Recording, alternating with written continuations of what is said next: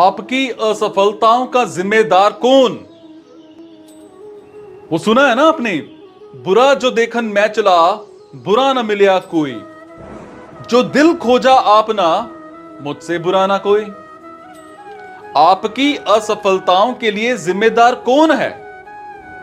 आपके माता पिता, जो चाहे तो है कि उनके बच्चे खूब नाम रोशन करें, खूब आगे बढ़ें, लेकिन वही माता पिता ये कभी नहीं चाहते कि उनके बच्चे रिस्क लें, कुछ ऐसा कर दिखाएं जो पूरी इस दुनिया में किसी ने नहीं किया हो। इंडियन पेरेंट्स तो ये चाहते हैं कि उनके बच्चे घर के अंदर ही रहें, दिन भर घर के अंदर रहें और कुछ ऐसा कर जाएं जो कि पूरी दुनिया में उनका नाम रोशन हो। या फिर हमारा एजुकेशन सिस्टम, जो कि लॉर्ड मैकाले ने 1835 में सिर्फ इसलिए बनवाया था ताकि वो हमें मानसिक रूप से गुलाम बना सके, उसकी हर बात को वो हमसे फॉलो करवा सके और उसमें अपना कोई भी दिमाग नहीं लगाए, और आज हो भी यही रहा है।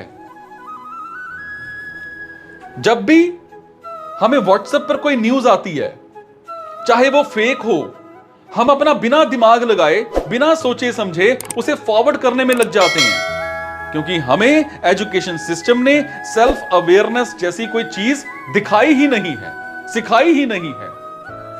हमारा एजुकेशन सिस्टम तो हमें इतिहास रटना सिखाता है, ना कि इतिहास रचना। और सबसे बड़ी दुख की बात तो यह है कि जिस एजुकेशन सिस्टम में हम पढ़ते हैं, हर दिन जहां जाते हैं वहीं पर हमारा राष्ट्रगान, जो कि जन गण मन अधिनायक जय हे है, हम उसे गाते तो हैं, लेकिन कई भारतीय को उसका मायना ही नहीं पता। या फिर जिम्मेदार हैं हमारी सरकारें, जहां अगर एक युवा सरकारी नौकरी पाने के लिए निकलता है तो उस एक नौकरी को पाने के लिए उसको अपने जैसे लाखों युवाओं के साथ कंपटीशन करना पड़ता है।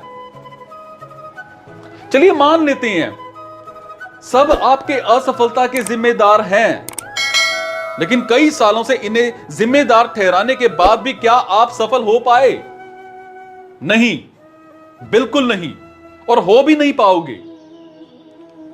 एक 15 से लेकर 30 साल तक के यंगस्टर ऐसे कौन सी गलतियां कर रहा है जिसके कारण इंडिया की आजादी इतने साल हो गए, आज भी हमारा यंगस्टर सफल नहीं हो पा रहा है? जब तक आप अपनी कमियों को नहीं पहचानोगे और उन्हें नहीं सुधारोगे, तब तक आप जिंदगी में आगे नहीं बढ़ सकते। तो ऐसी कौन सी कमियां हैं जो आज आपको सुधारनी है? नंबर 1, टेक्नोलॉजी का गलत यूज। पहली चीज जो आपकी जिंदगी को बर्बाद कर रही है, आज कोई भी इंसान अपनी पत्नी, अपने बच्चे, अपने माता पिता से भी ज्यादा समय अपने फोन के साथ गुजारता है। चाहे काम हो या ना हो, वो दिन भर अपने फोन को देखता रहता है। ऐसा क्या है इस फोन में? हर इंसान के फोन में 5 से 6 ऐसे एप्लीकेशन होते हैं जिन्हें वो दिन भर लगा रहता है। हर कुछ देर में उन्हें वो खोलता है, फिर बंद करता है, खोलता है, फिर बंद करता है।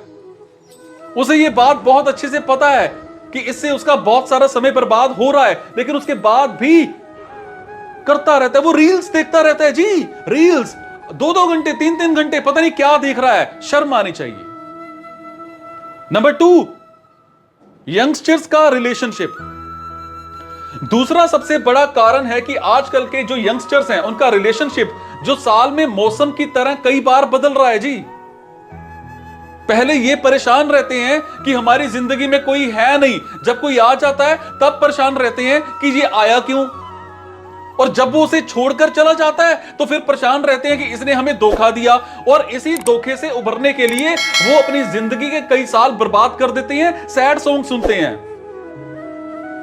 बाबू जान सोना ये सब करने के चक्कर में सब भूल जाते हैं कि उनकी जिंदगी में इससे भी ज्यादा कुछ इंपॉर्टेंट है।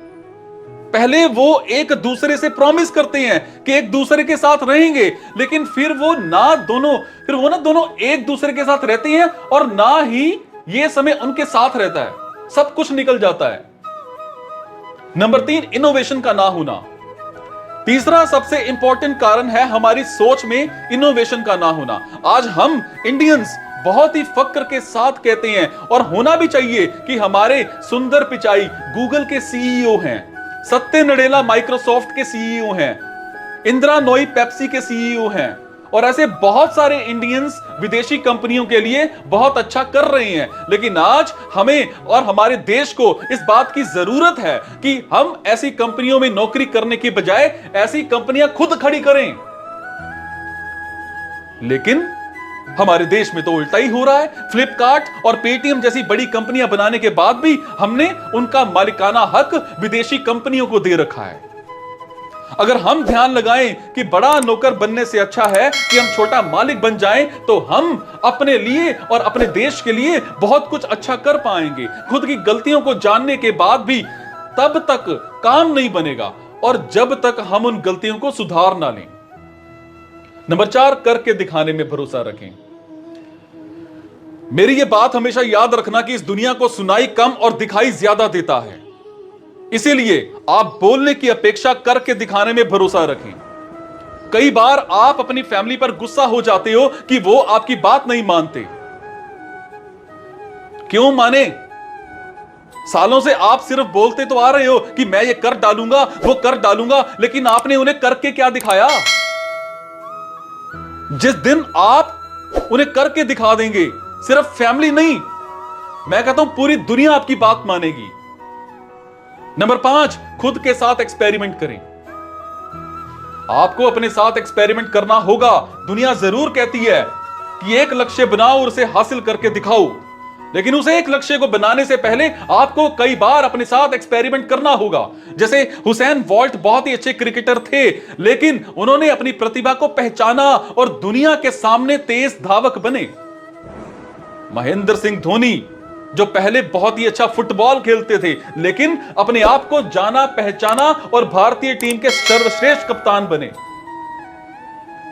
ऐसे ही आपको भी अपने साथ एक्सपेरिमेंट करना होगा और उसके बाद आगे बढ़ना होगा।